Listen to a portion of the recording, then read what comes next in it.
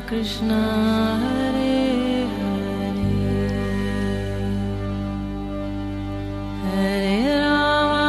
हरे राम राम राम हरे हरे। नमस्कार, रेडियो मानव रचना 107.8 पर मैं हूँ सरिता आपके साथ और शुरू हो चुका है कार्यक्रम आत्मदर्शन। श्रोताओं, जैसे कि आप सब जानते हैं, इस कार्यक्रम में हम बात करते हैं प्रभु श्री कृष्ण की, उनकी लीलाओं की। बहुत सारी पुस्तकों ग्रंथों में उनकी लीलाओं का वर्णन सुनने को मिलता है और इसी वर्णन से हम कुछ ज्ञान आपके साथ बांटने की कोशिश करते हैं इस कार्यक्रम में। और हमेशा की तरह अपना ज्ञान हमारे साथ बांटने के लिए स्टूडियो में मौजूद हैं रागलेखा दासी जी, चरणाश्रित योगाचार्य श्रीमद भक्ति वेदांत नारायण गोस्वामी जी की शिष्या। रागलेखा दासी जी, आपका स्वागत है हमारे स्टूडियो में। हरे कृष्ण जी। श्रोताओं, आजकल हम इस कार्यक्रम में बात कर रहे हैं श्रीमद् भगवत गीता की। गीता का ज्ञान जो श्री कृष्ण ने अर्जुन को दिया, और ये ज्ञान जो है हम आप तक पहुंचाने की कोशिश कर रहे हैं अपने इस प्रोग्राम के माध्यम से।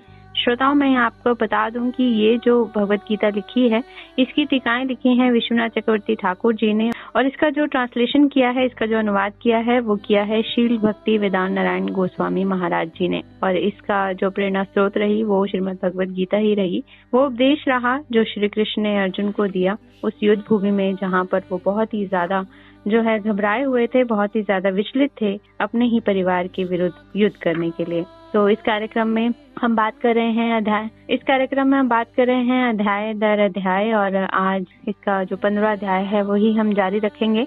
पिछले एपिसोड में आपसे बात की थी इसके बारे में, 15वें अध्याय के बारे में, और ज्ञान योग की ये बात करता है और ज्ञान योग का ही वर्णन हम इसमें आगे के श्लोकों के माध्यम से करेंगे। कुल 20 श्लोक हैं इस अध्याय में, जिनमें से 12 श्लोकों का वर्णन हम रागलेखा दासी जी से पिछले अपने प्रोग्राम में जान चुके हैं। आज पढ़ेंगे हम इसके 13वें श्लोक की तरफ। जी रागलेखा दासी जी बताएं। 13वां श्लोक है, गमाविश्य च भूतानि धारयन् ओजसा पुष्पामि च औषधि सर्वा सोमो भूत्वा रसात्मकः। भगवान कह रहे हैं कि मैं ही शक्ति के द्वारा पृथ्वी में प्रविष्ट होकर चर अचर प्राणी को धारण करता हूँ, और पृथ्वी की गंध मात्र भी मैं ही हूँ, और मैं ही अमृतमय चंद्र होकर समस्त औषधियों का पोषण करता हूँ। क्योंकि चंद्रमा की जो चांदनी है, उसकी किरणों के द्वारा सब औषधियों का पोषण होता है। कि 14वें श्लोक में कह रहे हैं, मैं जठराग्नि होकर प्राणियों के शरीर का आश्रय कर प्राण अपान वायु के संयोग से 4 प्रकार के अन्नों को पचाता हूँ। तो जठराग्नि जो है, जो एक पेट में उदर में एक अग्नि होती है जिसकी वजह से अन्न पचता है, तो ये ही भगवान कह रहे ये जठराग्नि मैं ही हूँ। तो जठराग्नि के रूप में उसके साथ रासायनिक क्रिया करने वाले प्राण अपान वायु के साथ संयुक्त होकर भक्ष्य भोज्य ले चूष्य इन प्रकार 4 अन्नों को पचाता हूँ। भक्ष्य मतलब जो खाए जाने वाले, भोज्य मतलब भोजन करने वाले, ले मतलब चाटने वाले, चूष्य माने चूसने वाले। तो इन 4 प्रकार के जो भोजन हैं, जो दांतों से चबाकर खाए जाते हैं, चने आदि, वो भक्ष्य हैं। निगलने वाले दाल चावल भोज्य है, और चाटने वाले गुड़ लेय है, चूसने वाले गन्ना आदि चूस्य हैं। कीट पतंग से लेकर मनुष्य तक किसी देहधारी प्राणी में खाद्य पदार्थों को पचाने की स्वतंत्र शक्ति नहीं है। भगवान कहते हैं जीवों के शरीर में मैं ही जठराग्नि के रूप में अन्न को पचाता हूँ। इसलिए जो भोजन भी नहीं पचा सकता वह क्या कर सकता है। अतः बल बुद्धि का वृथा अहंकार न करके भगवान के चरण कमलों में ही शरणागत होना उसके लिए अत्यंत आवश्यक है। तो भगवान कहते हैं ना, अगर तू इतना ज्यादा बुद्धिमान है, इतना बलवान है, तो तू अपनी जठराग्नि से भोजन को पचा के दिखा। बिना जठराग्नि के तो पचा ही नहीं सकता, रोगी हो जाएगा। इससे ये भी समझना चाहिए कि परमेश्वर ही पृथ्वी में अधिष्ठित होकर अपनी शक्ति के द्वारा भूतों को धारण कर रहे हैं। उनकी शक्ति के बिना कुछ भी होना संभव नहीं है। 15वां श्लोक कह रहा है, मैं सभी प्राणियों के हृदय में अंतर्यामी के रूप में स्थित हूँ। मुझसे ही स्मृति ज्ञान और इन दोनों का नाश होता है। सभी वेदों में एकमात्र मैं ही जानने योग्य हूँ। मैं ही वेदांत करता और वेद के तात्पर्य को जानने वाला हूँ। टीका में बता रहे हैं कि मैं ही सब जीवों के हृदय में ईश्वर रूप में अवस्थित हूँ। मुझसे ही जीवों के कर्म फल के अनुसार स्मृति ज्ञान और दोनों का नाश होता है। इसलिए मैं ही केवल जगत व्यापी ब्रह्म मात्र नहीं हूँ, अपितु जीव के हृदय में स्थित कर्म फल देने वाला परमात्मा भी हूँ। फिर ब्रह्म और परमात्मा के रूप में जीवों का उपास्य नहीं हूँ मैं, अपितु जीव के नित्य मंगल का विधान करने वाला जीव का उपदेष्टा भी हूँ। मैं ही सभी वेदों में जानने वाला योग्य भगवान हूँ। वेद व्यास के द्वारा मैं ही वेदांत का करता हूँ, क्योंकि वेद का अर्थ जानने वाला मैं ही हूँ, अर्थात मेरे अतिरिक्त और कोई भी वेद के अर्थ को नहीं जान सकता। वे सभी जीवों के मंगल के लिए प्रकृतिगत ब्रह्म, जीव के हृदयगत परमात्मा और परमात्म दाता भगवान, इन तीनों प्रकाशों को मैं ही बद्ध जीवों का उद्धार करता हूँ। तो भगवान अपने आप को ब्रह्म, परमात्मा और भगवान तीनों रूप में प्रकाशित करते हैं। 16वां श्लोक कह रहा है कि जीव का इस संसार में पतन होता है, परंतु अक्षर ब्रह्म स्वरूप का नहीं बदलता है। क्षर और अक्षर इस संसार के दो पुरुष तत्व हैं। इसमें से चर अचर जीवों को क्षर और कूटस्थ पुरुष को अक्षर कहा जाता है। 14 भुवनों वाले इस श्लोक में दो चेतन पुरुष तत्व हैं। अपने स्वरूप से च्युत हो जाने वाला क्षर जीव और अपने स्वरूप से च्युत नहीं हो जाने वाला अक्षर ब्रह्म है। एक ही जीवन आदि काल से अविद्या के द्वारा स्वरूप से च्युत होकर अपने कर्मफल के अनुसार सर्वोच्च ब्रह्मा से लेकर सबसे निम्न स्थावर जो पेड़ पौधे आदि की योनियां शरीरों को धारण करता है। यहाँ तक कि जातिवाचक संज्ञा के लिए एक वचन प्रयोग हुआ है। इसलिए एक ही जीव कहने से समस्त जीवों को समझना चाहिए, किंतु द्वितीय अक्षर पुरुष कूटस्थ है, इसका स्वरूप कभी भी परिवर्तित नहीं होता। तो इसलिए जो क्षर मतलब जो सारे जीव है वो तो जन्म लेते हैं, मरते हैं, क्षर है वो, और अक्षर जो है वो भगवान है। 17वां श्लोक कह रहा है कि अक्षर ब्रह्म से श्रेष्ठ परमात्मा है। उत्तम पुरुषस्तन्वन्य परमात्मेत दाहत यो लोक त्रय माँ विश्व विभर्त्य व्यय ईश्वर। किंतु पूर्वक क्षर और अक्षर तत्व से भिन्न एक अन्य उत्तम पुरुष परमात्मा कहलाते हैं, जो ईश्वर और निर्विकार है तथा तीनों लोकों में प्रविष्ट होकर उनका पालन करते हैं। टीका में बता रहे हैं कि ज्ञानियों के उपास्य ब्रह्म के बारे में बताने के बाद अब योगियों के उपास्य परमात्मा के बारे में बतला रहे हैं। वे परमात्मा रूप द्वितीय अक्षर पुरुष समानतः ब्रह्म रूप अक्षर पुरुष से उत्तम है। वे ईश्वर हैं और तीनों लोक में प्रविष्ट होकर पालनकर्ता के रूप में विराजमान है। इसलिए ब्रह्म से श्रेष्ठ है परमात्मा, और वो अंगूठे जितने आकार के होकर जीव के हृदय में विराजमान है। जीव ब्रह्म और परमात्मा से भी श्रेष्ठ पुरुषोत्तम भगवान श्री कृष्ण। 18वां श्लोक कह रहा है, क्योंकि मैं क्षर से भी अतीत और अक्षर से भी श्रेष्ठ हूँ, अतः जगत में और वेद में पुरुषोत्तम के नाम से प्रसिद्ध हूँ। श्रीमद् भागवतम में इसे और भी स्पष्ट रूप से बताया गया है कि तत्व के ज्ञाता व्यक्ति वास्तव वस्तु को अदेय ज्ञान कहते हैं। उसी अदेय ज्ञान तत्व वस्तु को कोई ब्रह्म, कोई परमात्मा और कोई भगवान के नाम से जानते हैं। एक ही अदेय ज्ञान वस्तु को ज्ञानी लोग ज्ञान के द्वारा ब्रह्म के रूप में अनुभव करते हैं, योगी लोग परमात्मा के रूप में अनुभव करते हैं, भक्त लोग भक्ति योग के माध्यम से भगवान के रूप का दर्शन करते हैं। भक्त लोग ऐश्वर्यमय भक्ति के द्वारा वैकुंठनाथ नारायण का और माधुर्यमय प्रेमा भक्ति के द्वारा ब्रज भावमय उपासना के द्वारा स्वयं भगवान ब्रजेंद्र नंदन श्याम सुंदर के रूप में उसी पर तत्व का अनुभव और सेवन करते हैं। तीनों का दर्शन एक नहीं है, इनके दर्शनों में तारतम्य विद्यमान है। जल, बर्फ और ओस तत्वतः एक ही होने पर जल को बर्फ और ओस अथवा ओस को बर्फ या जल नहीं कहा जा सकता। इसी प्रकार स्वयं भगवान श्री कृष्ण ही पर तत्व की सीमा है। उसी पर तत्व को पहले प्रतीति में ब्रह्म, दूसरे प्रतीति में परमात्मा और तीसरी प्रतीति स्वयं भगवान है। ये तीनों एक नहीं है। तो शास्त्र में परम ब्रह्म को ब्रह्म से श्रेष्ठ बतलाया गया है। ब्रह्मणो ही प्रतिष्ठा अहम। तो इसमें ब्रह्म और आत्मा में परम विशेषण युक्त कर परम ब्रह्म, परमात्मा आदि को श्रेष्ठ बताया गया है। किंतु भगवान शब्द में परम विशेषण का प्रयोग कभी नहीं देखा जाता। इसके स्वयं भगवान ही पर तत्व की चरम सीमा है। परमात्मा और ब्रह्म उनकी दो प्रतीतियां हैं। श्री कृष्ण की अंग कांति को ब्रह्म और उनके अंश को परमात्मा कहा जाता है। जी, बहुत ही सुंदर वर्णन इन श्लोकों के माध्यम से ये बताया जा रहा है कि किस तरह से जो ब्रह्म है, परमात्मा है, और जो प्रभु श्री कृष्ण है वो किस तरह से एक होते हुए भी अलग हैं। जैसे कि जल, बर्फ और ओस का जो यहाँ पर उदाहरण देकर समझाया गया कि है तो तीनों एक ही, लेकिन फिर भी ये अलग हैं। उसी तरह से ब्रह्म, परमात्मा और प्रभु श्री कृष्ण एक होते हुए भी अलग हैं। इस चीज का वर्णन बखूबी यहाँ पर किया गया है। इस ज्ञान को समझने की जरूरत है श्रोताओं। ये ज्ञान हम आपको समझाने की कोशिश कर रहे हैं इस भगवत गीता के माध्यम से। तो आगे और भी श्लोक हैं जिनका वर्णन हम जानेंगे रागलिका दासी जी से, लेकिन अभी सुनते हैं एक प्यारा सा भजन, फिर लौट कर आते हैं। आप जुड़े रहिए रेडियो मानव रचना 107.8 के साथ कार्यक्रम आत्मदर्शन में। Feel good, feel live.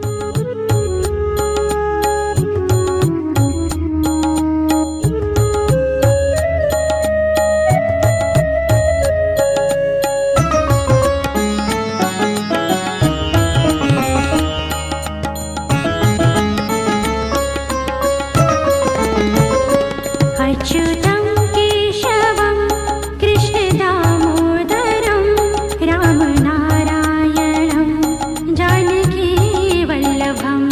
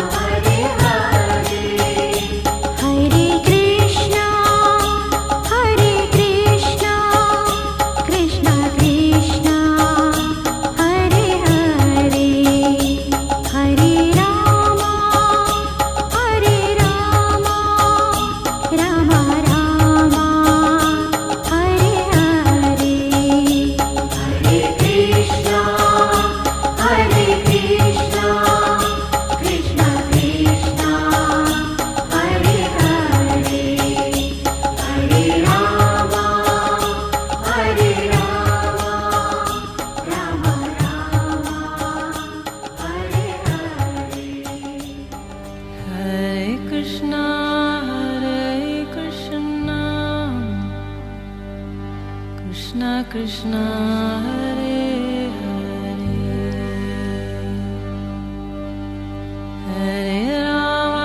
Hare Rama Rama Rama Hare Hare। स्वागत है श्रोताओं आप सभी का एक बार फिर रेडियो मानव रचना 107.8 पर। मैं हूँ सरिता आपके साथ और कार्यक्रम आप सुन रहे हैं आत्मदर्शन, जिसमें हम जान रहे हैं रागलेखा दासी जी से श्रीमद् भगवद गीता के बारे में। अध्याय धर अध्याय हम इसे समझने की कोशिश कर रहे हैं और आजकल हम बात कर रहे हैं इसके 15वें अध्याय के बारे में, जहाँ पर विभिन्न श्लोकों के माध्यम से हम जान रहे हैं प्रभु की लीलाओं का वर्णन भी जान रहे हैं, प्रभु को जानने की कोशिश कर रहे हैं। मुश्किल है, लेकिन अगर आप थोड़ा सा भी इस ज्ञान को समझेंगे तो आपको स्वतः ही उनका जो दर्शन है इन्हीं से हो जाएगा, जिनसे हम करने की कोशिश कर रहे हैं। वैराग्य का भी हमने पिछले एपिसोड में वर्णन किया था, जाना था वैराग्य क्यों जरूरी है, भक्त क्या है ये भी जान चुके हैं हम, और ब्रह्म परमात्मा जीव का इस संसार में हमेशा ही पतन होता है। हम सब जानते हैं कि जो जीव इस धरा पर आया है उसने एक दिन जाना है, लेकिन जो अजर अमर अविनाशी है वो क्या है ये हम जान रहे हैं इसमें। तो चलिए आगे बढ़ते हैं अगले श्लोक की तरफ। जी रागलेखा दासी जी। 19वें श्लोक में कह रहे हैं, श्री कृष्ण के पुरुषोत्तम तत्व को जानने वाला उनके भजन में ही रत होता है। यो मामेव वम सम्मूढ़ो जानाति पुरुषोत्तमम स सर्वविद भजति माम सर्वतो माम सर्वभावेन भारत। हे भारत, जो इस प्रकार संशय रहित होकर मुझे पुरुषोत्तम को जानता है, वे सब कुछ जानने वाला है, इसलिए सब प्रकार से मेरा ही भजन करता है। टीका में बता रहे हैं कि योगियों के उपास्य परमात्मा तत्व का निरूपण कर भगवान श्री कृष्ण स्वयं अपने पुरुषोत्तम तत्व और उसकी महिमा का वर्णन कर रहे हैं। वे क्षर पुरुष जीव से परे और अक्षर पुरुष ब्रह्म और परमात्मा से भी उत्तम होने के कारण पुरुषोत्तम नाम से प्रसिद्ध है।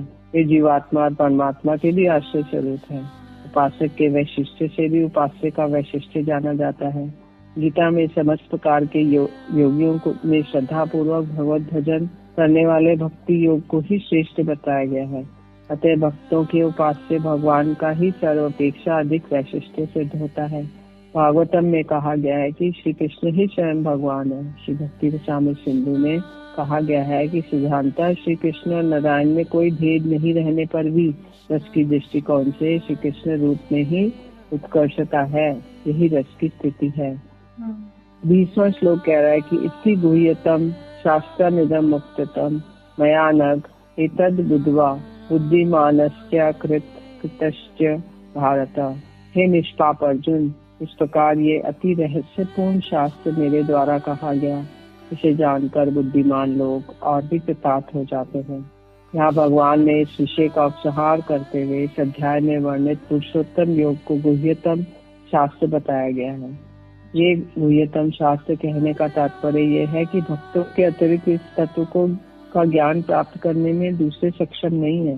अर्जुन भगवान के अत्यंत प्रिय भक्त हैं, इसलिए उन्हें ही इस परम गोपनीय तत्व का ज्ञान दे रहे हैं। जो लोग भक्त कृपा से इस गोपनीय तत्व के ज्ञान प्राप्त कर सकेंगे, उनका जीवन कृतार्थ है।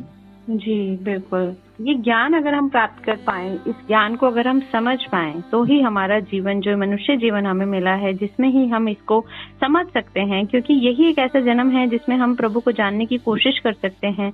क्योंकि हमारे पास बहुत से ऐसे ग्रंथ हैं, पुस्तकें हैं, महाकाव्य हैं, जहाँ पर इन सबका वर्णन मिलता है। इस ज्ञान को अगर हम समझने की कोशिश करें तो कहीं ना कहीं ये ज्ञान ही हमें इस भवसागर से पार जो है करा सकता है, इस मिथ्या संसार से हमें दूर ले जा सकता है। क्योंकि हम हमेशा इस कलयुग में मोह माया में फंसे हुए हैं। हमें बहुत सारी इच्छाएं हैं, हम चाहते हैं एक हमें जीवन मिला है, इस जीवन को हम इतने अच्छे से जी लें, पूरा ऐश करें, जिंदगी जिएं, लेकिन हम ये नहीं समझते कि उसके बाद जो हमें जाना है वो हमें कहाँ जाना है। जो ये भव सागर हमें पार करना है, उसे पार करने का एकमात्र जो साधन है वो सिर्फ और सिर्फ भक्ति है, प्रभु को प्राप्त करना है, उस ज्ञान को समझना है। और यही ज्ञान जो है श्रीमद् भगवद गीता में दिया गया है, लेकिन हम इसे समझने की कोशिश नहीं करते। हम सोचते हैं कि ये ज्ञान तो कहीं हम बाद में भी ले लेंगे, लेकिन अभी जो हमारी जवानी है या हमारा जो ये वक्त है, इसको हम जी लें अच्छे से। लेकिन ये वाकई में ही एक झूठा संसार है, मिथ्या संसार है, जिसमें हम फंस कर रह गए हैं